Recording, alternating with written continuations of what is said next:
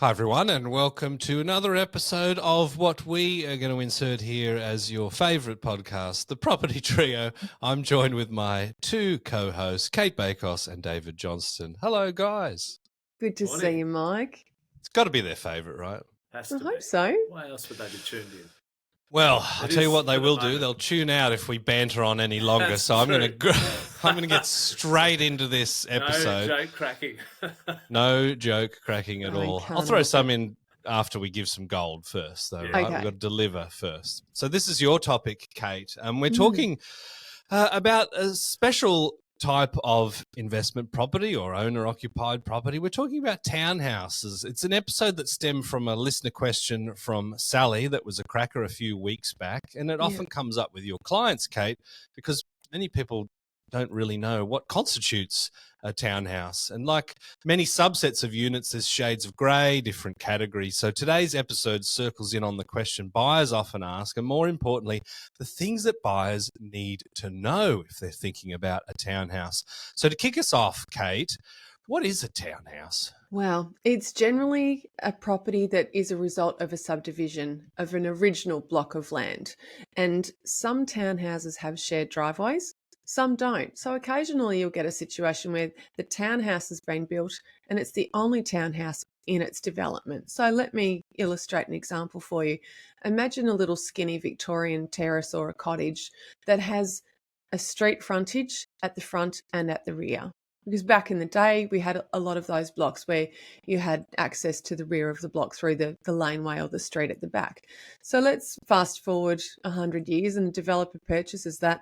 They renovate the front terrace, they give it a much reduced backyard, and then they've got a single parcel of land that has a rear street access, and they might build a freestanding small townhouse on that block. So townhouses come in various shapes and sizes, but what they have in common is they own their own land. So unlike an apartment where you might have a piece of pie in the sky and everyone has an equal and undivided share of that land, in a townhouse scenario, you will own land. You might also own a share of additional land if there's a shared driveway. But typically, you find that you've got a reduced number of properties in that strata subdivision. It can range from one, as I've just illustrated, all the way through to sometimes you'll see townhouse developments where there might be 30 or even 40 in the block. And occasionally you get large allotments of land where townhouses are all constructed and there's hundreds of them. And I can think of a really good example for Melburnians. If you're familiar with Kensington and the old cattle yards, that subdivision occurred between 1980 and 1990, and that's now called Kensington Banks. And there's lots of townhouses there. Some of them have a strata complex arrangement, and most of them have their own title. So there's townhouses in a quick snapshot. That's good. That sets a good tone for the episode. And I'm interested in how they perform compared to other asset classes. Because as you mentioned, as distinct from houses, they're normally on a smaller block, but as distinct from units, you're not owning a slice of the sky or say 1/200th of a block that has the whole complex on it. You actually do get a little bit of a slice, plus maybe a little bit of a share on some extra area. So where does it sit in your hierarchy of performance?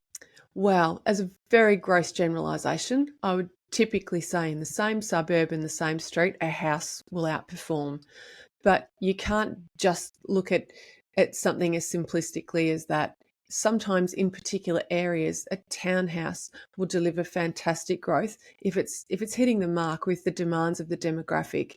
And if we think about some of those really high quality blue chip suburbs with phenomenal access to all of the key amenities and maybe a beautiful vista. So I'm thinking a water view or a park view.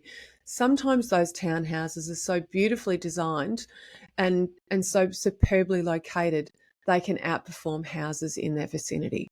Because I guess if you're talking blue chip, often we're talking at a price point where, say, investors aren't normally transacting, right? So to get in that blue chip area, you don't really have a choice but go a unit or a townhouse. And then on the higher side prestige stuff, the yield's not going to be anywhere near as lucrative as a townhouse normally, is it? You're right, Mike, because you do tend to find that a townhouse won't be sitting on an enormous block where you're paying a huge premium for the land. And of course, land to asset ratio comes into play. And you've always got to consider if you've got a super high quality build and it's a substantially sized townhouse, let's say it's 2 or 3 stories, the build cost on that will be substantial as well. And so in the early days of the ownership, you might find that your opportunity for growth is held back, even if that land content is highly valuable and it's steaming ahead at double-digit growth. You've got the tide working against you while you have that rapid depreciation at the start. Mm. Now, you Melburnians have got some fancy notions about all sorts of things like hook turns, like pots and pints, but villa units are another one that's kind of a little bit unusual, and that's a type of smaller lot that can often be confused with townhouses, right? Yeah, it's a funny one, and this is giving me deja vu vibes from my chat with Pete. Because in Adelaide, a villa is, a period house, but in Melbourne, in particular, but I've heard it in Geelong and Ballarat as well. So I think it's a Victorian centric theme. A villa unit is a subset of a townhouse. It's a little townhouse. It's brick and tile, and it's typically of a 1960s to 1990s era, and they're single level. So the only time I've ever seen a villa unit that's been double story is someone somehow got permission to build up at the back one, and that was quite a surprise. But villa units are single level, they're little, they're that era, they're brick and tile, and they almost always have a shared driveway. So they are a subset of a townhouse. I suppose in New South Wales, we would think about a villa as being kind of just like a single story townhouse. And normally it's a very similar setup. Now, Dave, I want to make sure you're still breathing. Still here. Good. What better way to certify that than to ask you a question? When we're talking about purchasing these types of properties, I suppose it's far more common to purchase an untitled, say, townhouse than a house. There's probably more volume happening in the townhouse space of properties that are kind of off the plan, as it were. What are some of the nuances that we need to understand when we're purchasing a townhouse that hasn't been titled yet? Yeah, look, I mean, essentially, it officially means that the subdivision hasn't registered through the titles office. So that's very similar to purchasing just any property off the plan. So this process can sometimes be delayed by up to a few months. So the important thing for buyers to note is that it technically means, that they've bought off the plan. So how lenders will approach this differs from lender to lender. So some lenders will issue a formal approval without the registration of a subdivision, and it will be a condition of settlement that the title is registered. However, something to be aware of is if you get formal approval and then receive the loan documents, that they're normally only valid for 3 months. So if the title hasn't been registered, and this process to settlement takes longer than 3 months, you may need to go through the process again. So it can be a tricky balancing act regarding timing. Often the expected settlement date versus the actual settlement date can vary anywhere between sort of 1 month to 1 year. And, you can obviously, it pays to speak to the developer or the sales agent ongoing to gauge how things are tracking. Obviously, you can go and check out the site as well to get a good idea of what's happening. But this doesn't guarantee accuracy. Often there is in the dark as anyone. So, look, if things drag out, the risk is your personal circumstances can change. The lender selected, their policy may change. Interest rates can increase like we've gone through. Government regulation can change. So all of these things can negatively impact your borrowing capacity. But then there are lenders who won't issue formal approval until the title is registered. But so your broker and you will be often waiting on tenterhooks for this to happen. And then when it finally does, you get the call, you go into overdrive, and you and the broker normally have a 2-week deadline to get from getting the title registered to settlement, which is usually a stressful process. And as the buyer, you often have to collect and provide the same supporting documents you did to get pre-approval. get formal approval, sign and return loan documents immediately, get any other documents you need together like building insurance, etc. Have the documents certified by the bank, and then hopefully everyone can settle on time. Mm.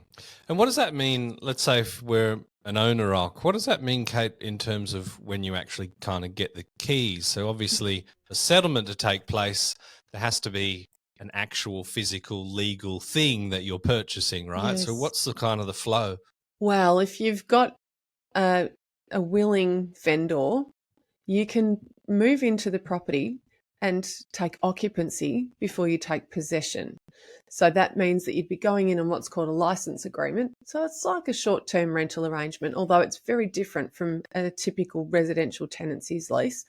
You're moving in on the proviso that you're paying a nominal rent. Sometimes a willing vendor will say, look, just move in. So it's $1 a week. It's a peppercorn and the paperwork is all done. But they'll almost always ask you to have the insurances in place, so building and contents insurance, so that you're not damaging the property while it doesn't belong to you. And in most cases, they'll also ask you to conduct your final inspection so that when you move in, you've already told the vendor that you're satisfied with the condition of the property. And so if anything breaks or gets damaged while you're there, it's your problem. And then you'll just proceed to settlement once you've become aware of the fact that the title has been lodged and it's titled and the certificate of occupancy has been granted, and then the lender is told 14 days later that it's time to settle. So that's one way that it can work. And the cost of a license agreement is usually borne by the buyer, and it ranges from $200, $300, $400. And sometimes the vendor solicitor will insist on putting it together. Other times they'll let the purchaser solicitor or conveyancer put it together. So that's in a nutshell. Not every vendor says yes, but when they do, it means that someone who's cut it right down to the wire and needs to move in can move in before they've had to settle the property. Yeah, okay, that's an interesting one. It shows there's some nuances when you're buying in and around new. Let's take a bit of a backpedal when we were talking about land. So typically, what are some of the big differences you see from the land component that you might own part of when you're buying a unit as distinct from when you're buying a townhouse? Right. So let's always remember that a townhouse is in the unit subset. So unit is the classification and townhouse is a subset. So other subsets of units, such as apartments with courtyards on title, they're quite different. So when you buy an apartment, the apartment itself is in a building that's a minimum of 2 stories high, and you won't own any land that your apartment physically sits on. You'll have an equal and undivided share of the land. Occasionally, the courtyard for the downstairs unit is on title, very occasionally. In most cases, it still is common land, and there might be a license agreement for that owner to inhabit that land exclusively for a peppercorn lease each year on a 99-year lease. That's transferable. So, Mike, if you were lucky and you had a ground floor apartment and you had a courtyard that's deemed to be for exclusive use, it likely won't be on title in an apartment. When you've got a townhouse, what you've got as your land component will be on title. It will be fenced and it will belong to you. Now, sometimes you'll have a shared driveway. You might have a driveway going down the side that's servicing 3 or 4 townhouses, or you might have a driveway down the middle and the townhouses are sprawled all around the driveway, and everyone has an equal share of that driveway. But when you've got a townhouse that doesn't have shared driveway, and let me illustrate this, let's say you've got a corner block that's nice and deep, and at once upon a time had an old house on it. They've knocked the house over. They've managed to get council to agree to 3 or 4 units on that block and 4 crossovers. So you've got your original driveway and 3 extra driveways, and then each of those units will have their own street access and there won't be shared land. That will likely mean that there's no common area, there's no need for a strata group or an owners corporation, and it's a freestanding or an own title townhouse. That kind of townhouse is inherently more valuable than a townhouse with a similar land size that has a shared driveway and an owners corporation. And the reason for that is every buyer will always value not being governed by an owners corporation or not being bound by it or limited by it or even obliged to get involved with it. So in short, there are a few different types of townhouses, and the freestanding owned title townhouse is a favourite, closely followed by a co-joined townhouse that has its own land. And another example of that is one nice deep block with a very wide frontage. The old house is bowled over, and then a pair of semis are constructed, and they share a party wall, but each have their own driveway and their own backyard, and they don't have any owners corporation or strata. Yeah, interesting. Well, that's quite an in-depth analysis. Thank you, Cate. Let's try attacking this from a different angle, maybe something that's aimed a little bit closer to the more sophisticated investors or people that are further along in the portfolio or are just mad on construction. Yep. We're missing our esteemed and unofficial dad of the show, Peter Kalisos, here as the property development expert, and you can go back and listen to his wonderful episode where you guys kind of went through his whole investing career and what he did with property, and there's some great insights that he gives for the development stuff that he's doing. But Cate, does it come up very often where people are actually getting you on the hunt for a development site for townhouses, and how do you walk people through that process if they're, maybe they've got the capital but perhaps not the expertise? Look, I think Dave will relate to this one. It comes up more often than it should. And the reason I say that is there are genuine developers out there, and there are clients that sometimes say to me, can you find me a site, and this is what I've got in mind, and here's the build cost, and here's all the people in my team. They're organised developers, and it might be first time or it might be 10th time. They know what they're doing. Most of them do. But I get plenty of people who aren't developers. They don't even know a thing about developing. They certainly don't plan to develop in the short term, but they're investors. And then they say to me, can you get me a site that's bigger than 600 square metres so that I've got the option to develop? And I just think, you could get all of this wrong by targeting an area where development is rife and it's gentrifying. So I'm thinking 10 years ago, everyone was targeting Sunshine and Sunshine West, and there are certain streets where there's been so much development activity. Glenroy is another one, where you've got all of these blocks of 3 and 4 unit sites, and all of a sudden your streetscape is no longer gorgeous. You haven't got these glorious family homes that in a gentrifying area where the gardens are getting improved and the facades are looking great and renovations are occurring. Instead, you've got all of these cheap developments catering to first home buyers who have budgets, and your streetscape goes from being a dated and daggy area with all of these triple fronted cream brick homes to a bunch of cheap townhouses. So you've got to be really careful about putting that on your wish list when you're an investor in the early days. If you're buying something that's developable and you're not developing it, you might wake up and look at it in 10 years and it's got a bit ugly and your house is the last one standing as a full block. And yes, you've got the potential to sell that to a developer, but by that time, maybe the opportunity sits elsewhere. So let's push. Getting a very low yield, generally. Yes, you're absolutely at that point right. in time, you've got a dilapidated old house, you haven't done much to, it's had tenants living in it, it's competing with lots of new townhouses or on that street. And that correlation, you've got a high land to asset ratio, which is what made it a developable site. Yeah. But the yield's really low, and that's going on for years. It's a really, really good point. And in today's day and age, with the rental reforms and compliance regulations that we've got, it's an expensive land bank if you're not doing something immediately. Yeah. And I think if you don't understand the means that you have to develop, you shouldn't just be throwing that on your wish list without a good conversation with a strategic mortgage broker, because as Dave will allude to in the next segment, there's a lot more to funding a development than funding a regular residential investment. But when I do have someone who is deliberate about identifying a site to develop, the things that I'm looking for is a site where the build costs and the projected sale costs actually stack up. And you hear that terminology a lot, but it means it's got to be feasible. They have to do the feasibility.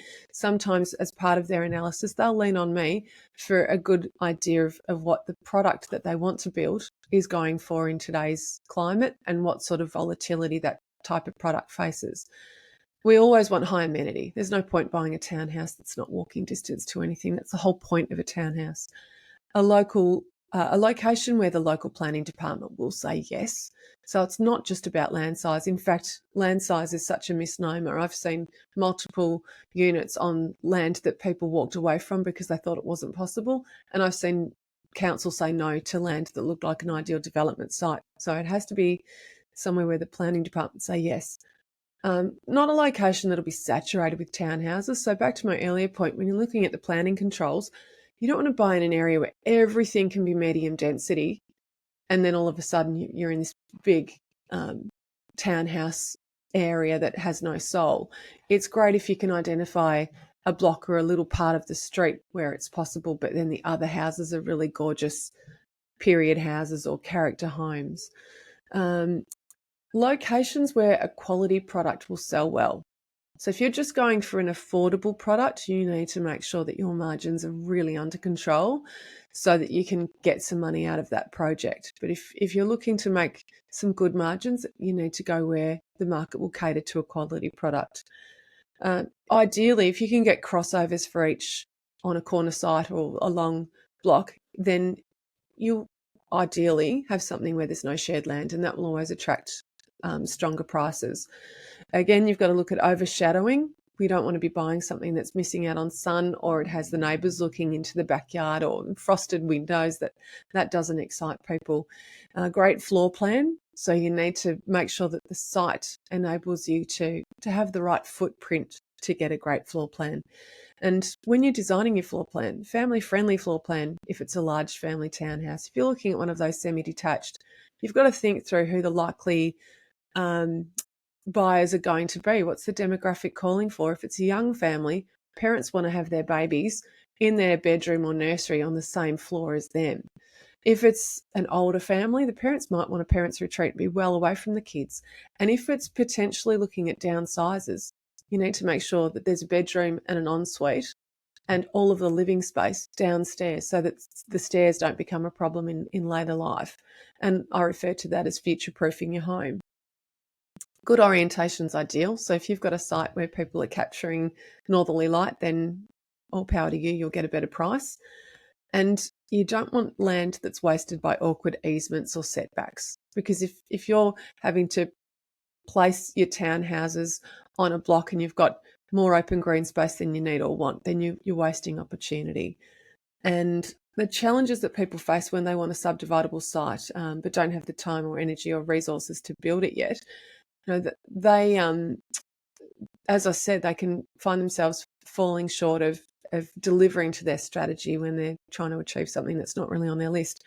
And lastly, this is kicking it over to Dave, the site has to be able to be financed. So you're taking into account zoning and any restrictions with the use of the land that the lender could have an issue with. But most importantly, you're looking at development costs and the development finance that is very different to what a residential finance purchase would go through. There you go, Dave. Kate's just kick lobbed one from the wing. Yeah. On the run. Yeah, finance. I mean, like a hell of a rundown on the nuances, Cate. There's a lot more to it than just like what can we put on the site? Well, everybody needs you. Everybody needs you at some point, unless they're independently wealthy and they can do this sort of development in cash. Most of us mere mortals aren't in that position, Dave. So we do need someone like you. What are some of the nuances that people need to understand as distinct from, say, buying a townhouse to buying actually a townhouse development site? Oh, look, firstly, they've got to be prepared for things to go wrong and headaches during the whole process, but particularly the finance part within that. So, look, some of the challenges for developers getting finance is, I guess, firstly, there's essentially 3 tiers of development finance. Those who are building 2 to 4 townhouses or apartments will generally be able to qualify for residential lending, which is a real advantage because you've got lower costs, lower fees, standard rates. There's less hoops you have to jump through to get the finance approved and access it as you go along. But it's still not an easy journey. there's essentially then there's medium-sized developments, and that generally caps out around up to $20 million of lending. And then you've got sort of your full bona fide multi-unit residential blocks that are large-scale commercial developments. So if you're building those 2 to 4 properties, you generally can get an LVR up to 80%. And if you're only building 2, you often can get up to 90%, potentially even 95% with some sort of non-bank lenders. So the amount of financial access will either be based on the land value at the time of going for the finance plus the construction costs, or, which is preferable, is what's called an as-if complete, where they'll actually value it based on what they estimate the end value of the site will be. So that's the ideal pathway if you have 2 to 4 properties that you're building. If you don't qualify for a residential loan, then you need to go through the commercial lending, and the upfront costs of purchasing land, as we've just covered, can be quite significant. Many lenders will require a substantial equity contribution from the developers. So your max loan to value ratio is only 70% with commercial loans. So that can be a barrier for a lot of people, particularly smaller developers or new entrants. With these loans, you may either be able to borrow, again, the 70% of land value plus construction costs, or ideally what's called, with a commercial loan, a gross realisation value, which again is that estimated end value, similar to the as-if complete for resi construction. And beyond that, you're at the serious end of development finance.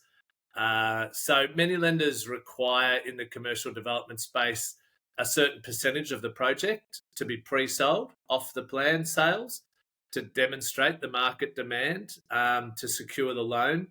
Often achieving these pre-sales can be challenging, particularly in a slow or saturated market. Obtaining the necessary permits and approvals can be lengthy and unpredictable. Different delays can impact the project timelines, increase your costs of the construction, but also affect the overall feasibility. And obviously with the lending side of things, you're paying interest without earning any income until you've settled on the properties or rented them out if you're going to hold them. So obviously any delays, you've got that excess holding costs from the interest throughout that period. And that's the same if you land bank for a period, which you're going to do for some period of time. You're not just going to buy and then be building the next day, unfortunately. So, development projects are susceptible to cost overruns due to unexpected issues such as construction delays, increases in material costs, labour shortages, unforeseen site problems. They can put a strain on the budget and timeline. Changes in the real estate market can obviously impact the project's profitability. So, look, it's certainly a complex journey, which is why Cate talks about, you do have a lot of people talk to you about wanting to do developments. And so you want to have a fair bit of wealth behind you before you do your first one. So, you've got a bit of wriggle room if you just break even, or even worst case run at a loss, or it takes time to sell, or build takes longer than expected.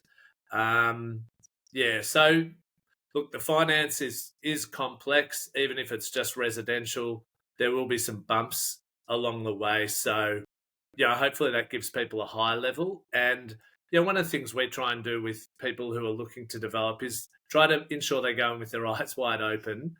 And it's not to talk people out of it, but just to understand, it's a big job. It's a big undertaking to complete a development. I love this, Dave. You've highlighted something really important, and that is it takes a lot of money to do this, and it ties up your capital. It ties up your finances. And if you're not doing it properly, or you're half-hearted about it, you're not in control of your timeline, your chance of lost opportunity or even worse still, risking the farm, huge losses can be heightened. And if I've ever seen anyone lose a lot of money in my past life as a mortgage broker in particular, it's people that take on developments without understanding what they're doing. Yeah, yeah. And look, I was Yeah. just chatting with a dad at Pickup this week who his business is doing his own developments and helping other people do developments. And, Yep. he's someone who's been doing it for a long time, has many projects going on at the same time. But, he's, talking about feeling the pinch a bit in terms of the risk of, rates coming down is now being pushed out and, wondering what that's going to do to the sales of a project in an inner suburb, in a northern suburb. So, like the experienced developers have challenges, let alone people who are doing it for the first or even second time. Yeah. Cate, let's go back to townhouses specifically. We've talked a little bit about, the types of people that would want to be in the townhouse, whether it be young families, established families, or downsiders. And you touched on, the stairs and those sorts of things, double, triple stories. And I mentioned about villas in New South Wales always being single story, but can there be a single story townhouse? Sure can. Yeah. In short, a lot of people assume that it has to be double story. A townhouse is literally that. It's a subdivision of an original block in town, and they can be single level. You'll find in areas where you've got an aging population, and particularly a cashed up aging population, you'll get some very nice single level townhouses on offer for them. And of course, it's all about future proofing the home and making sure that mobility is never an issue. Yeah. Now, if we're talking single level, it's sort of, it's an affordable asset, so you could have all sorts of people living there, but probably the sweet spot is for those downsiders. What do we need to consider to purchase a property like that that's going to have that appeal for future downsizers? Yes, ideally for the developer, they want to make sure that they've targeted an area where the price point is comfortable and that you've got, a good audience who are willing to pay that price tag. So it has to be a good area. It can't be compromised. You can't be buying a cheap site thinking that you'll be able to put a high quality product on it that's not maximizing the best and highest use of the land, because let's face it, a single story townhouse isn't. You're looking for someone who's willing to pay a premium for that factor. So the land itself has to be premium as well. So, one of my no-nos is a cheap build in a good area, or a cheap design, or a block that's compromised in an otherwise good area. If someone's willing to spend whatever it takes to get that home, they're looking for a solution. They're not going to be cool with buying something that's facing an ugly allotment or against a train line because the developer tried to, squeeze a bit more margin out of the deal. Dave, let's go to occupiers and specifically first home buyers. From a planner's lens, is there ever a time where you recommend a townhouse as the right decision for a first home buyer to purchase, whether off the plan or established? Yeah, look, absolutely recommend townhouses. Ultimately, it comes down to the plan that suits the individuals. What are their goals? What's their stage of life? What's their affordability? And then, as I talked about before, I sort of think through like the property stack, if you like, off the plan apartments, ideally not. Then you've got established units. Then I'd go to townhouses, then semi-detached, standalone homes. So, subject to someone's circumstances, a townhouse absolutely can make sense. Generally speaking, we'd prefer the townhouse to be ideally 5 to 10 years old. So it's you get a sense it's gone through its main depreciation phase. You've got a sense of the quality of the build because it's been up and upright for a number of years. And from there, then as Cate's talked about, a townhouse can be a reasonable investment. You might be slightly limited on capital growth relative to a standalone home, but also you potentially can get a greater yield from a townhouse than a standalone home. And, for a stepping stone home, for a first-time buyer, it can be a really good option. So yeah, look, we certainly consider townhouses. You know, my initial journey with buying property was, you know, a 2-bedroom established unit, then kept that and then bought a townhouse. So it was part of my journey, you know, working way up the capital or property stack, a lot through my investment journey. So yeah, look, certainly townhouses fit into that picture. And then, you know, it's a matter of what your longer term plans are. From there, does it start as an investment property? Is it at a home? You know, and then there's a whole range of considerations in and around that, which yeah, I won't touch on today. So we talked a little bit about, you know, Cate's hierarchy of properties from a performance point of view. That parallels with your stack, which kind of seem to be in ascending order, and townhouses are kind of like that middle ground. And I wanted to share some data that we have as well from a middle ground sort of point of view, because we look at units, townhouses, and houses, and townhouses, quite interestingly, always sort of tend to sit in the middle. Like in this financial year, the average floor area of a townhouse is 118, whereas a house is 146.7 units. Last time I look, around that sort of mid to high 80 sort of mark. So it does kind of fit neatly in the middle. From a total deductions point of view, this financial year we've had 246,000 average of total depreciation over 40 years, as compared to 146,000 for houses. And I think that really speaks to the age. So townhouses typically tend to be newer than houses. So it's not like they're cheaper to build. It's just we're talking about a depreciated value. So the average purchase price for a house this financial year, according to our data, is 648,000, whereas a townhouse is 615. So again, it's kind of because they're newer, generally. Yeah, exactly. So it's to me, it's kind of a middle ground. Unit and townhouses squarely in the middle, and then kind of houses. But I want to challenge you guys with a bit of a thought experiment. Let's say townhouse is the only option for an investor, for a first home buyer, but we do actually kind of want to try and outperform houses or any other asset, because, you know, growth is obviously important. We can't get the house, but we do want to try and get the best performing townhouse.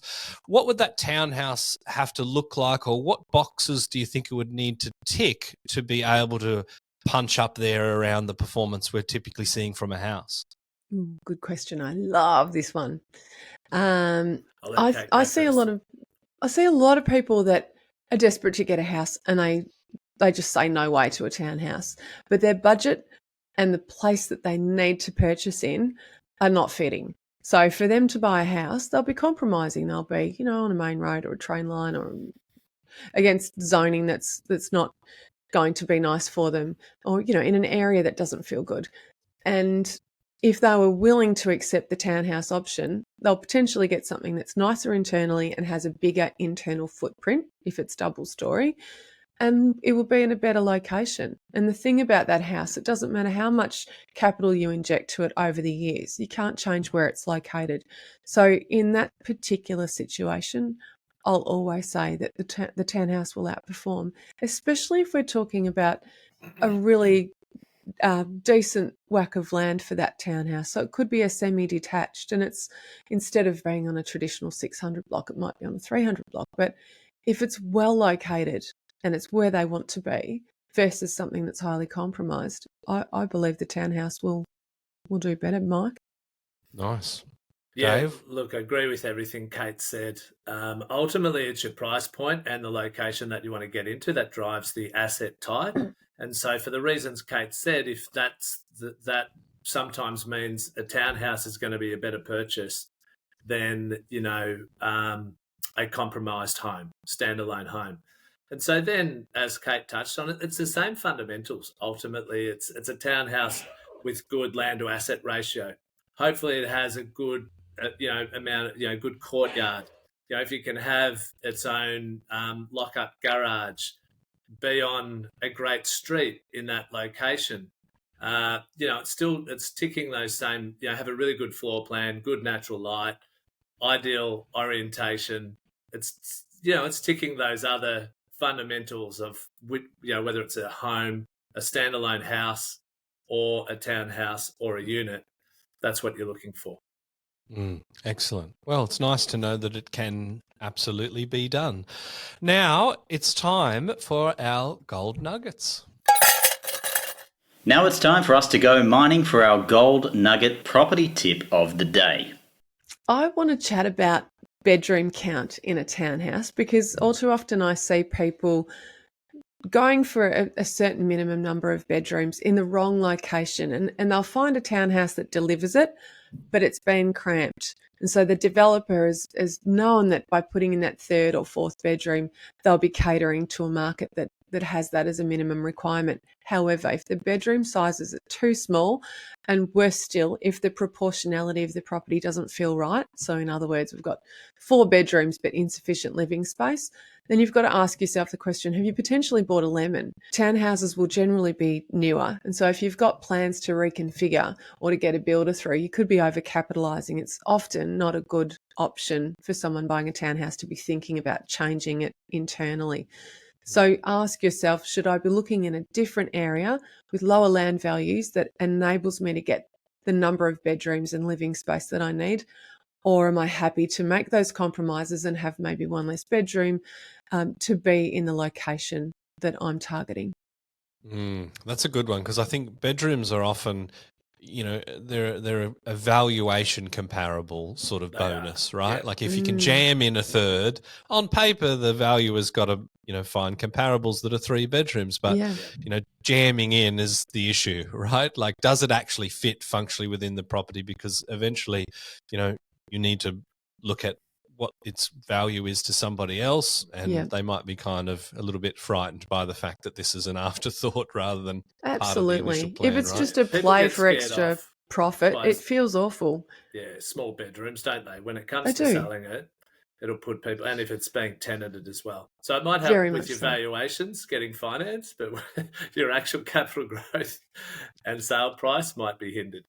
My nougat for today, rhymes, is Tour de France is coming up in 2 months, and I'm already excited. So we're going to throw in some French. You've been out pedaling? I have a little bit. Yeah. Look, my gold nugget is, as we touched on, would it be appropriate for first-time buyers? Yes, it definitely can be. And I'd say if it's going to be a stepping stone home or an investment, consider trying to purchase the property in and around the location where you'd ideally like to live long term, or closer to the CBD in that city. So that way you're more than likely to keep up with the capital growth prospects of where you'd like to get into the future. If you do buy in another state or city or further out, then ideally where you'd like to live, you do run the risk of falling behind in the capital growth and being unable to get into that location where you'd see yourself in the long term. So that's not a blanket. Not everyone should do that, but it's certainly something we talk to all our first-time buyers about. And a lot of them do end up taking that approach. So they're in the market where they'd ultimately like to get into in the long term. Awesome. For me, I like townhouses. I think specifically if they're well located, like Cate's point before, is like you don't buy a townhouse in the boondocks, right? You want something that's well located, and ideally in a blue chip area, it enables you to get into that location on the cheap with a better yielding asset that's normally lower maintenance. And there might be a strata manager or strata scheme, but it's nowhere near as big as some of these apartments. So I like them. I just worry about kind of the scarcity. That's the big one for me, is like, okay, there's this townhouse I want to buy in this block, and all the blocks down the street are undeveloped, but presumably the planning hasn't changed. So what can come onto the market that can be a competitor of yours? But I think if you're thinking about all those things, then you can make the right decision. What an episode. Townhouses done. Tick. I hope our listeners enjoyed. We hope you get something out of that, and by all means, jump on and submit some listener questions, because I've seen a few come through and we got some great ones coming up. But until then, we'll see you next time. See you next week.